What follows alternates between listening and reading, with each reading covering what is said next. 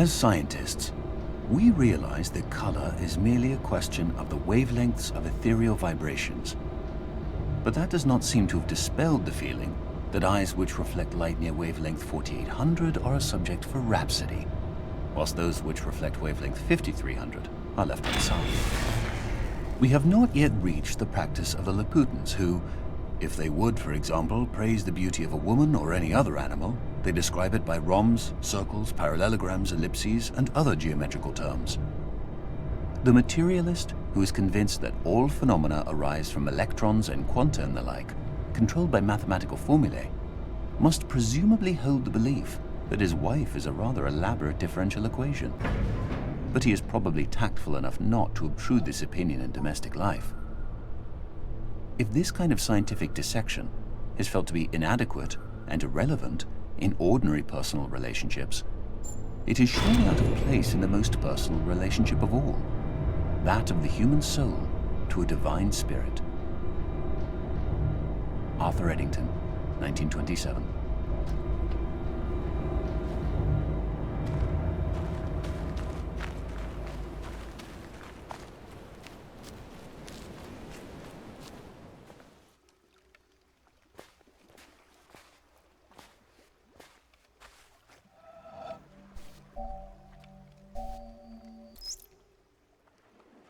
These hearts were woven of human joys and cares, washed marvelously with sorrow, swift to mirth. The years had given them kindness. Dawn was theirs, and sunset and the colors of the earth. These had seen movement and heard music, known slumber and waking, loved, gone proudly friended, felt the quick stir of wonder, sat alone, touched flowers and furs and cheeks. All this is ended. There are waters blown by changing winds to laughter, and lit by the rich skies all day. And after, frost, with a gesture, stays the waves that dance in the wandering waters. He leaves a light, unbroken glory, a gathered radiance, a width, a shining peace under the night. Rupert Brooke, 1914.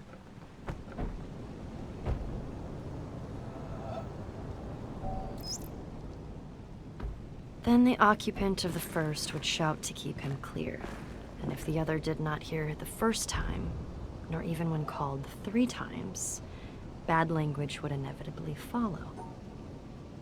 In the first case, there was no anger, and in the second, there was. Because in the first case, the boat was empty, and in the second, it was occupied.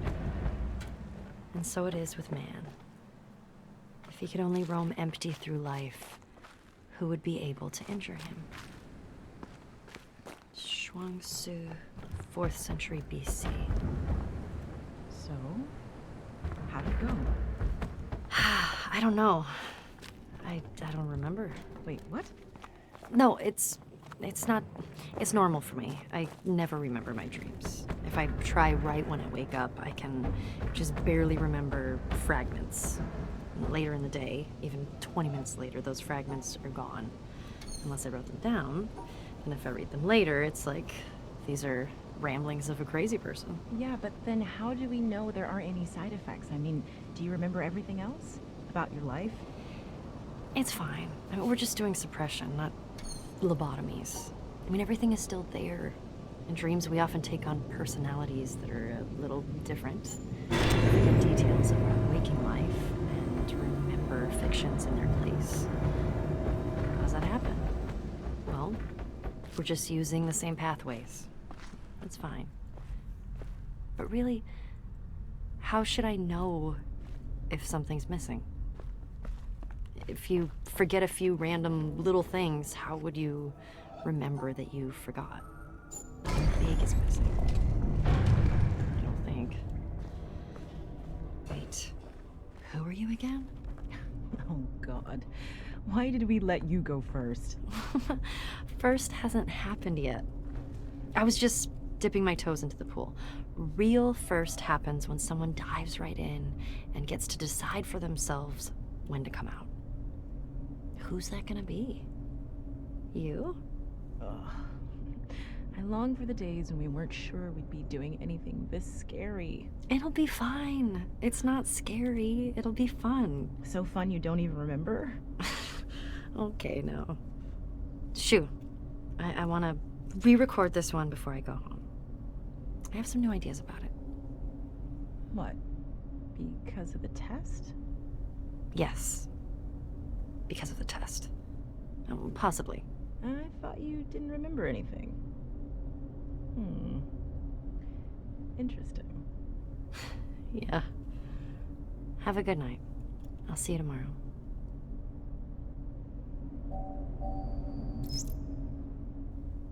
Looked at on the astronomical timescale, humanity is at the very beginning of its existence. A newborn babe, with all the unexplored potentialities of babyhood. And until the last few moments, its interest has been centered absolutely and exclusively on its cradle and feeding bottle.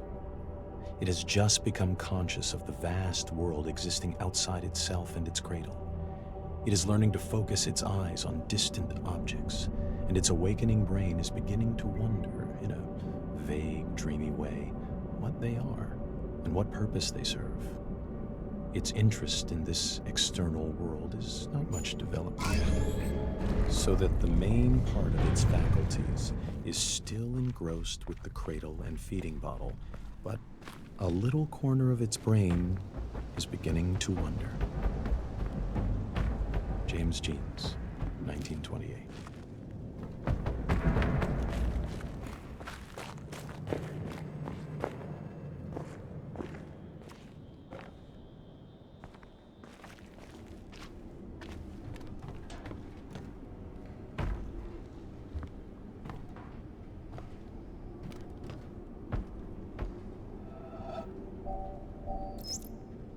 Just reading these well, picking the right takes, placing them. Yeah, I don't think it pays to be too neat. You want to leave some traces of us for the intrepid to find. What do you mean? Any visitor to that island is going to hear quite a lot of us, if they poke around. Oh yeah, no, sure, but I mean, showing what's happening behind the scenes a little bit to ensure we keep some authenticity. Because if we get too concerned with saying a bunch of wise things in the least personally revealing way, then we're basically putting up a front, in danger of it becoming a false front. It's a slippery slope, and you know how easily we could slide into pomposity. Nobody wants that, but would we notice if it happened? Or are we too close to the project? Look, I just think if we include some of our interactions, show that we aren't these transcendent, perfect beings, that we get stuck sometimes. We get into arguments or get depressed. Then at least it's not a false front. At least we're not hiding. Authenticity is good, yes, but you can find human drama anywhere. I mean, we're drowning in it from day to day. We're supposed to be building a quiet environment away from drama, not celebrating it. Look, these are objects of contemplation. These are about focus and clarity. We agreed at the outset. Yeah, I know. And I don't want to change any of that. Just a little added twist, tucked away deep. It doesn't have to be drama, it's just reality. Reality. So what, we should record a meeting and stick it in? Maybe. But we already have some good stuff. Oh, like that little encounter the other week where you offered to buy a girl a sandwich? Oh. Her mic was running, so it's in the archive. Look, it's fine. In context, it's perfect. Because we're not lecturing from on high. These recordings are part of an endeavor built by human beings. And they aspire to truth with a capital T. But we also have to remember that they cannot actually get there. We should be clear to the intrepid that we know this. I think it'll make it better. Okay, sure. We'll at least see how it feels. I mean, on that island, we are going to be in very susceptible states. So, be careful with it. Okay. Seems I get to be the pioneer of being mildly embarrassed. Mm-hmm. Oh, and also, should probably let you know, I'm recording this conversation right now. Oh, come on. No, I'm serious. Oh. What? It will make it better. Trust me.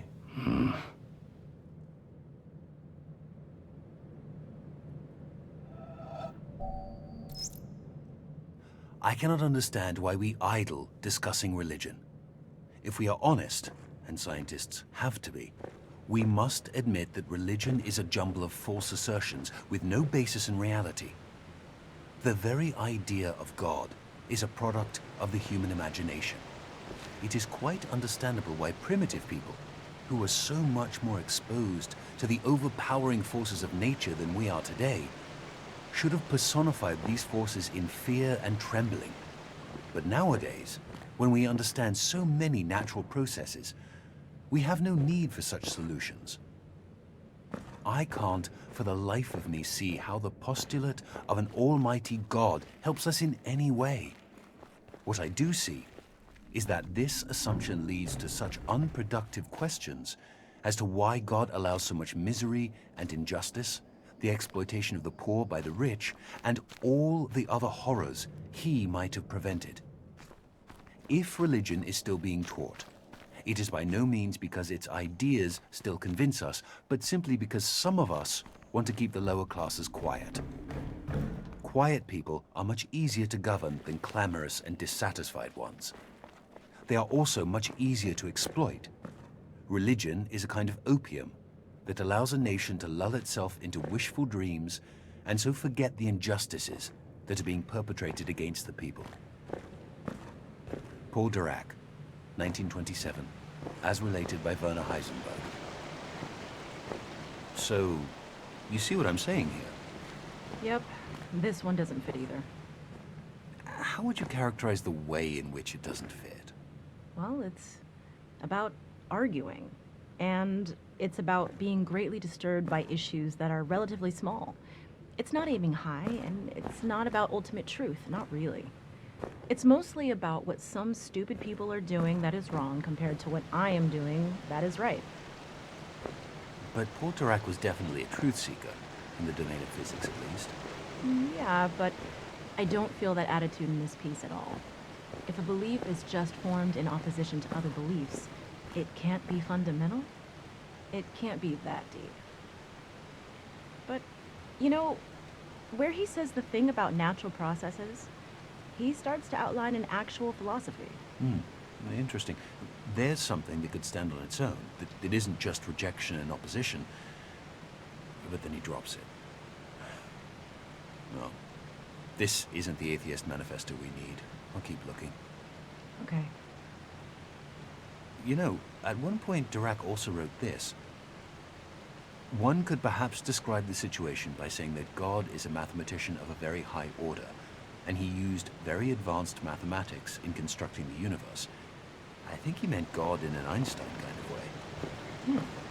He said that? Same guy. Same guy. Later in life, though. People are strange. Scientists are stranger. Yes, they are.